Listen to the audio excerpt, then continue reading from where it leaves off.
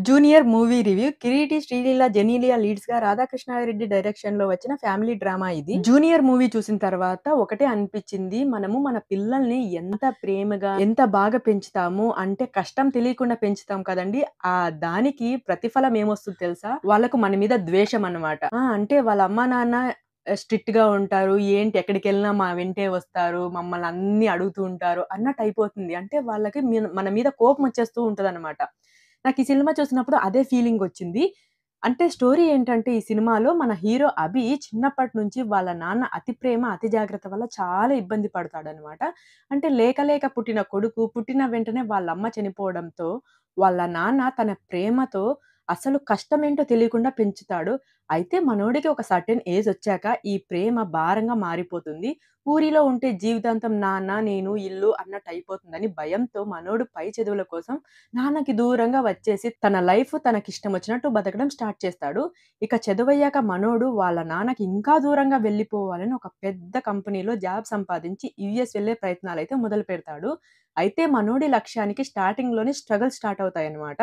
ఆఫీస్‌లో చేరిన మొదటి రోజే మనోడికి తన బాస్ అయిన విజయ్ సౌజన్యకి ఈగో క్లాషెస్ ఒస్తాయి. ఆ క్లాషెస్ ఎంతవరకు ఎళ్తాయి అంటే పగ, ప్రతీకారాల వరకు వెళ్తాయన్నమాట.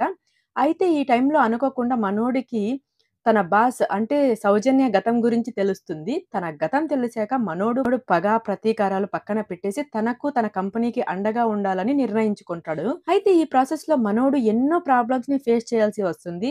అయితే తర్వాత ఏం జరిగింది? అసలు ఈ సౌజన్య ఎవరు? తన గతమేంటి? తన కోసం మనోడు ఎందుకు మారాడు? ఇంతకీ ఈ కథలో శ్రీలీల పోషించిన పాత్రేంటి? చివరకు వాళ్ళ నాన్నకి దూరంగా వెళ్ళాలి అనే తన లక్ష్యం ఏమైంది అనేది మీరు సినిమా చూసి తెలుసుకోవాల్సి ఉంటుంది. ఇక ఈ సినిమా నాకైతే నచ్చింది. ఎందుకంటే చాలా రోజుల తర్వాత ఒక మంచి ఫ్యామిలీ కమర్షియల్ ఎంటర్‌టైన్‌మెంట్ చూసాను అనిపించింది. ఇందులో కామెడీ, డ్రామా, ఫైట్సు, డాన్స్‌లు, సాంగ్సు అన్నీ పైసా వసూల్లాగున్నాయి. స్టోరీ పాతదే అయినా ప్రెజెంటేషన్ అయితే చాలా ఎంటర్‌టైనింగ్‌గా ఉంది. ఇక ఫస్ట్ హాఫ్‌లో తండ్రి అతి ప్రేమ తట్టుకోలేక దూరంగా వచ్చేసిన కొడుకు కాలేజ్ లైఫ్‌ని ఎలా ఎంజాయ్ చేస్తున్నాడు, ఎవరితో ప్రేమలో పడ్డాడు అంటూనే ఫస్ట్ హాఫ్ మొత్తం గడిచిపోతుంది.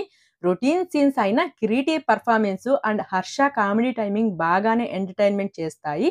ఇక మనోడు సౌజన్య కంపెనీలో చేరాక అస్సలు కథ స్టార్ట్ అవుద్ది. ఇక్కడ వచ్చే ఫ్లాష్ బ్యాక్ మంచి ఎమోషనల్‌గా ఉండగా ఇంటర్వెల్ ట్విస్ట్ చాలా బావుంటది. సెకండ్ హాఫ్‌లో కథ మొత్తం ఒక ఊరు చుట్టూనే తిరుగుతూ ఉంటది. అక్కడక్కడ కొంచెం డ్రాగ్ అన్న ఫీలింగ్ కలిగిన ప్రతి సీను 'శ్రీమంతుడు' సినిమాలో చూసినట్టే గడిచిపోద్ది అంతే. ఇక క్లైమాక్స్‌ని కొంచెం డిఫరెంట్‌గా ప్లాన్ చేశారు. జస్ట్ హ్యాపీ ఎండింగ్ ఇస్తే బాగుండదని చెప్పి ఎమోషనల్ ఎండింగ్ ఇస్తారనమాట. Performance wise 'Kiriti' strong debut ఇచ్చాడు. డాన్స్‌లు, ఫైట్‌లు బాగా ఎనర్జిటిక్‌గా చేయడమే కాకుండా screen presentation and dialogue delivery అన్నీ బావున్నాయి. మంచి ఫ్యూచర్ ఉంది అతనికి.